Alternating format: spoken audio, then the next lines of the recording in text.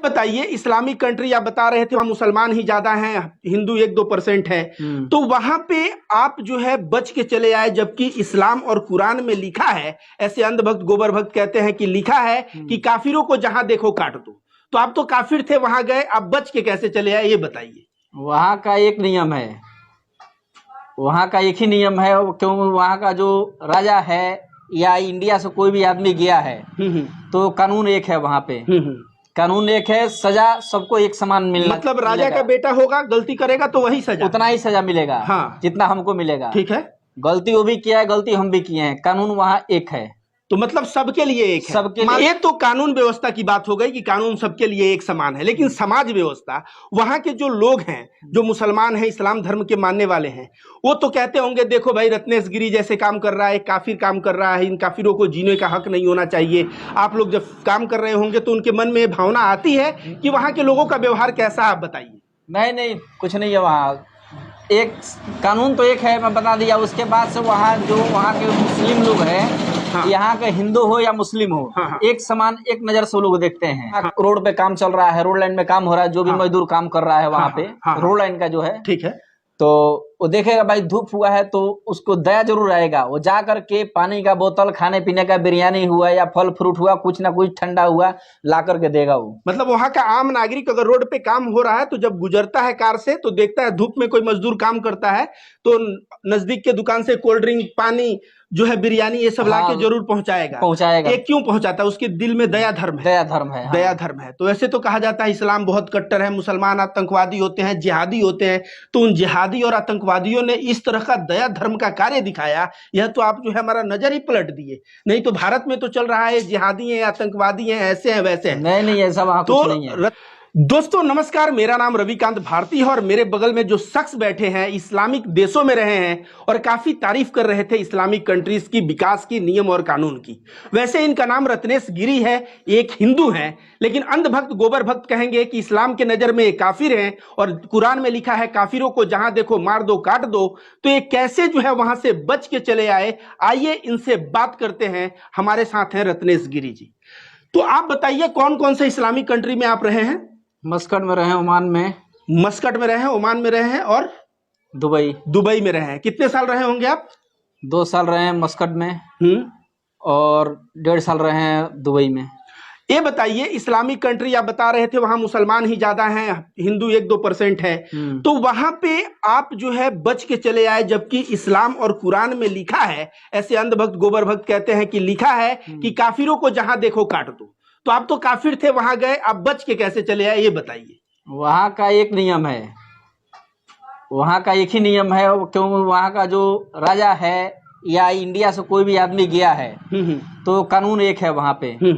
कानून एक है, सजा सबको एक समान मिलना। मतलब राजा का बेटा होगा, गलती करेगा तो वही सजा, उतना ही सजा मिलेगा। हाँ, जितना हमको मिलेगा। ठीक है, गलती वो भी किया है, गलती हम भी किए हैं, कानून वहाँ एक है।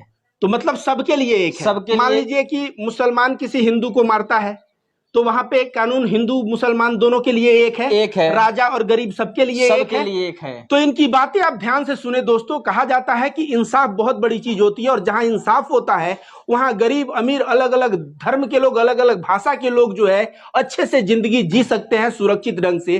तो इनका बात सुना आपने, वहां पे लॉ एंड ऑर्डर, कानून व्यवस्था सबके लिए एक समान है। ये तो कानून व्यवस्था की बात हो गई कि कानून सबके लिए एक समान है, लेकिन समाज व्यवस्था, वहां के जो लोग हैं, जो मुसलमान हैं, इस्लाम धर्म के मानने वाले हैं, वो तो कहते होंगे देखो भाई रत्नेश गिरी जैसे काम कर रहा है, काफिर काम कर रहा है, इन काफिरों को जीने का हक नहीं होना चाहिए। आप लोग जब काम कर रहे होंगे तो उनके मन में ये भावना आती है कि वहां के लोगों का व्यवहार कैसा, आप बताइए। नहीं, कुछ नहीं है वहाँ। एक कानून तो एक है, मैं बता दिया। उसके बाद से वहाँ जो वहाँ के मुस्लिम लोग हैं, हाँ, यहाँ के हिंदू हो या मुस्लिम हो, हाँ, एक समान एक नजर से लोग देखते हैं। हाँ। उसके बाद से जैसे स्कूल में काम चल रहा था, ठीक है, स्कूल में तो हम लोग को 5 बजे छुट्टी होता था, ठीक है, तो लेडीज वहाँ के हुई या जेंट्स हुआ, कोई भी बड़े बड़े सब आदमी है, हाँ, उधर से गाड़ी से आते थे, फल फ्रूट, पेप्सी, पानी का बोतल, सारा सामान लेकर के। अब हम लोग गेट से निकलते तो वहाँ सब एक एक थैली भरा हुआ था, देते थे सबको एक। तो मतलब कि कोई कंपनी के मालिक नहीं थे, वे लोग अनजाने व्यक्ति जो रोड से जा रहे हैं, देख रहे हैं आप लोग काम कर रहे हैं, आप लोगों को दे रहे हैं। हाँ, जैसे वहाँ रोड पे काम चल रहा है, रोड लाइन में काम हो रहा है, जो भी मजदूर काम कर रहा है वहाँ पे, रोड लाइन का जो है, ठीक है, तो वो देखेगा भाई धूप हुआ है तो उसको दया जरूर आएगा, वो जा करके पानी का बोतल, खाने पीने का, बिरयानी हुआ या फल फ्रूट हुआ, कुछ ना कुछ ठंडा हुआ ला करके देगा वो। मतलब वहां का आम नागरिक अगर रोड पे काम हो रहा है तो जब गुजरता है कार से तो देखता है धूप में कोई मजदूर काम करता है तो नजदीक के दुकान से कोल्ड ड्रिंक, पानी जो है, बिरयानी, ये सब लाके जरूर पहुंचाएगा। ये क्यों पहुंचाता है? उसके दिल में दया धर्म है। दया धर्म है। तो वैसे तो कहा जाता है इस्लाम बहुत कट्टर है, मुसलमान आतंकवादी होते हैं, जिहादी होते हैं। तो उन जिहादी और आतंकवादियों ने इस तरह का दया धर्म का कार्य दिखाया, यह तो आप जो है हमारा नजर ही पलट दिए। नहीं तो भारत में तो चल रहा है जिहादी है, आतंकवादी है, ऐसे हैं वैसे हैं। नहीं ऐसा वहां कुछ नहीं है। रत्नेश जी, आपसे ये मैं पूछना चाहूंगा कि जो आजकल भारत में हो रहा है कि मुसलमानों को बाहर भगाओ, तो मुसलमानों के प्रति नफरत, तो गाय के नाम पे मुसलमानों को पीट के हत्या कर देना, और आप कह रहे हैं इस्लामिक राष्ट्र में जो है उस तरह से मुसलमान अच्छा व्यवहार हिंदुओं के साथ करता है, तो आप जो है भारत के मुसलमानों के प्रति जो घृणा फैलाया जा रहा है इसके बारे में क्या कहेंगे? नहीं, गलत है वो। गलत है। सब जगह जैसे मुस्लिम कंट्री में मिलजुल के लोग रह रहे हैं, वहाँ धर्म का बात नहीं है। वहाँ पे वहाँ भी हिंदुस्तान में होना चाहिए ऐसे ही, मिलजुल कर रहना चाहिए आपस में। कोई दंगा फसाद नहीं करना चाहिए। भड़काऊ में तो हर उसमें जाति में लोग हैं भड़काने वाले, लेकिन उनको समझ के एक जगह जब रहना है तो समझबूझ कर रहना है। एक चीज और बता रहे हैं, आप जब काम कर रहे थे विदेश में तो भारत के मुसलमान आपके साथ थे कुछ? हाँ बिल्कुल थे। तो वे लोग जो है आपको नफरत से तो नहीं देख रहे थे कि हिंदू आके इस्लामी कंट्री में काम कर रहा है? नहीं ऐसा कुछ नहीं था। वे सब क्या दोस्ती भाव से थे? बिल्कुल प्रेम से एक रूम में रहना, एक साथ बैठ के खाना, सही के साथ खाना लेके आते थे, एक रूम में बैठ के खाते थे साथ में हम लोग। तो जिस मुसलमानों को कहा जाता है कि ये जिहादी हैं, आतंकवादी हैं, हिंदुओं को ये हमेशा मारने के लिए खोजते हैं क्योंकि हिंदू काफिर हो जाते हैं, आज आप सुन सकते हैं कि भारत के भी मुसलमान वहां पे कैसे हैं, वहां के मुसलमान कैसे हैं। जब इस्लामिक देश में इस्लाम का कानून है, ये कह रहे हैं राजा का बेटा का गलत करेगा तो उसको भी वही सजा होगा, कोई हिंदू गलत करेगा तो उसको भी वही सजा होगा, और कोई मुसलमान करेगा तो उसको भी वही सजा होगा, गरीब करेगा तो उसको भी वही सजा होगा। तो कानून का राज है वहां पे। ओवरऑल आप लोग यह बात समझ लीजिए। लेकिन भारत में एक प्रोपेगेंडा चलाया जाता है कि 2029 में मुसलमानों की संख्या बढ़ रही है, 2029 या अगले चुनाव में जो है यहाँ का प्रधानमंत्री मुसलमान हो जाएगा, उसके बाद जो है मार काट मच जाएगा और हिंदुओं को जो है जान बचाना भारी पड़ जाएगा। तो आप इस्लामिक देश में रहे हैं, वहां सारा कुरान और सरिया उरिया से सब चलता है, वहां का आप सिस्टम बता रहे हैं इतना अच्छा है।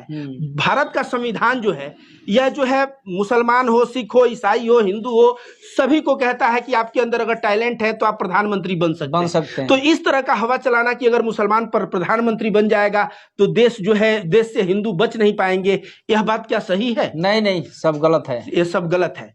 तो आप क्या कहना चाहेंगे मेरे दर्शकों को? 3.5 लाख लोग आपको देखेंगे मेरे पेज से, उनको कुछ संदेश आप देना चाहेंगे? हाँ, सबको मिलजुल कर रहना चाहिए, आपस में कोई घृणा नहीं करना चाहिए। हाँ, एक साथ एक जगह रहना है। जो भी आदमी रह रहा है एक जगह, एक गांव में हिंदू भी है, मुस्लिम भी है, तो वहाँ नफरत करेंगे तो नफरत पैदा होगा। इसलिए नफरत से कोई फायदा है नहीं। मिलजुल के वहाँ रहना है हम लोगों को, एक जगह रहना है। ना वो लोग कहीं जा सकता है ना हम लोग कहीं जा सकते हैं। रत्नेश जी, आपसे थोड़ी देर पहले बात हो रहा था तो आप बता रहे थे कि वहां पे मंदिर बन रहा है, तो इस्लामिक देश है, जिहादी, आतंकवादी और मुसलमानों को क्या कहा जाता है, और वो लोग वहाँ मंदिर बनाने दे रहे हैं। क्यों नहीं, मंदिर बनाने दे रहे हैं। बिल्कुल काम कर। कहाँ पे बना है मंदिर? आप जवाहरलाल में काम बन रहा है, मंदिर बन के फाइनल हो गया है। वहाँ पे आप काम किए हैं? काम किए हैं 2.5 महीने। उसके बगल में गुरुद्वारा है, गुरुद्वारे में प्रसाद मिलता था। हम लोग डेली सुबह प्रसाद लेके आते थे। फिर 4 बजे शाम को भी प्रसाद मिलता था। खाते थे। जो भी वहाँ के पंजाबी हर जगह से इंडिया से गया है, वहाँ का प्रसाद लेके जाता था, हम लोग भी प्रसाद लेके आते थे दोनों टाइम में। और वहाँ मंदिर भी बन रहा है। मंदिर बन के ओके हो गया है। ओके हो गया 2.5 महीने हम लोग काम किए। वहाँ पे मस्जिद तो होगा ही, अब गुरुद्वारा भी बन गया, मंदिर भी हो गया। मस्जिद थोड़े दूर पे है, लेकिन वहाँ क्रिश्चियन का भी जो मंदिर होता है उनका, वो भी है। मतलब 4-5 मंदिर है वहाँ पे। तो मतलब कि सभी धर्म का सम्मान वहाँ पे अब हो रहा है। तो जैसे कि इन्होंने बताया कि वहाँ चर्च है, वहाँ गुरुद्वारा बगल में है, वहाँ मंदिर है और कुछ दूर पे मस्जिद भी है। तो दोस्तों आप लोगों को मैं बता दूं, जो भी देश समृद्ध होता है, चाहे वह इस्लामिक कंट्री हो गया, चाहे अमेरिका हो गया, चाहे सिंगापुर हो गया, चाहे इंग्लैंड हो गया, वह हर एक धर्म का सम्मान करता है और वही चीज वहां पे हो रहा है। और भारत के लोगों को भी मैं कहना चाहूंगा कि आप अगर भारत को विकास और समृद्धि के रास्ते पे ले जाना चाहते हैं तो भारत में भी सब धर्म सब जात को आप सम्मान करिए। धर्म और जात के नाम पे बंटना यह गलत है, यह देश को पीछे की तरफ धकेल रहा है कि नहीं? धर्म और जात के नाम पे बंटना नहीं चाहिए। तो रत्नेश जी, वैसे तो आप गिरी हैं, हम जानते हैं आप मीट मछली नहीं खाते होंगे, लेकिन आजकल जो देश में चल रहा है झटका और हलाल का झगड़ा, कि कर्नाटक में बीजेपी बोल रहा था कि जो है झटका ही चलेगा, हलाल बंद हो जाएगा, तो इसके बारे में आप क्या कहेंगे? नहीं, हलाल तो एक नंबर होता है। हाँ। हलाल का मीट खाना चाहिए, हलाल कोई गलत नहीं है। क्यों एक नंबर होता है? उसका जो ब्लड है पूरे शरीर को बाहर चला आता है, खून बाहर चला जाता है, खून बाहर निकल जाता है। हाँ। झटका का मीट बाहर नहीं निकलता है, वो अंदर का अंदर ही रह जाता है। हाँ। तो खाने में मतलब शरीर के लिए नुकसान होता है। तो देखिए रत्नेश जी, आप तो गिरी हैं, गिरी लोग तो मीट मछली खाते नहीं, लेकिन आप जो है झटका और हलाल का बात कर रहे थे, तो आप जो है यह ज्ञान कहाँ से हुआ? कहाँ से हुआ? लोग बात करते हैं, देखते हैं, सुनते हैं। हम भी बहुत गल्फ में भी रहे हैं, इंडिया में बहुत जगह रहे हैं। ठीक है, तो हलाल तो नंबर 1 का होता है। कभी भी हलाल का ही मीट खाना चाहिए। झटका का मीट तो बहुत लोग कम खाने के लिए लोग खाते हैं, लेकिन बहुत कम खाते हैं। अगर 100 आदमी हलाल का मीट खाते हैं तो 5 ही आदमी होंगे जो झटका का मीट खाते होंगे। 5 आदमी, 100 में 5 आदमी, कोई बहुत मुश्किल से। तो हलाल तो नंबर 1 है, हलाल का खाना चाहिए मीट, या चिकन हुआ, जो भी हुआ। तो दोस्तों, ये थे हमारे साथ रत्नेश गिरी। इन्होंने क्या क्या बातें बताया मैं थोड़ा फोकस कर देता हूं। पहला बताया कि ये जो विदेश में गए हैं इस्लामिक राष्ट्र, वहां मुसलमान ज्यादा थे, लेकिन वहां कानून का राज है। वहां किसी भी धर्म, किसी भी जाति, किसी भी भाषा के लोग अगर गलती करेंगे तो सजा सबके लिए एक है। इतना ही नहीं, अगर गरीब गलती करे और राजा का बेटा गलती करे तो सजा सबके लिए एक है। इसके अलावा इन्होंने बताया कि अगर सड़क के किनारे से कोई अरबी जा रहा है और देख रहा है कि कोई कार्य कर रहा है धूप में, तो उसके दिल में दया धर्म आता है और वह तुरंत नजदीकी दुकान पे पहुंचता है, बिरयानी, कोल्ड ड्रिंक और पानी लेके उन मजदूरों को देने आता है। तो एक तरह से उसके बाद इन्होंने बताया भारत के मुसलमान जो वहां होते हैं वो हिंदुओं से बहुत मिल के प्रेम भाव से रहते हैं। और इसके बाद इन्होंने हलाल और झटका की बात की। तो ओवरऑल दोस्तों, जिस तरह से देश में हिंदू मुस्लिम और जिस तरह दंगा फसाद कराने का प्रयास किया जाता है और इस्लाम को बदनाम करने का प्रयास किया जाता है, जबकि सभी धर्म जो है प्रेम सद्भाव सिखाते हैं और सभी धर्म अच्छाई सिखाते हैं, तो कोई भी धर्म गलत नहीं होता। और हम लोग रत्नेश जी के माध्यम से जान पाए कि इस्लामिक कंट्री में कितना अत्याचार है हिंदुओं के ऊपर, यह हम लोग जान पाए इस वीडियो के माध्यम से। धन्यवाद।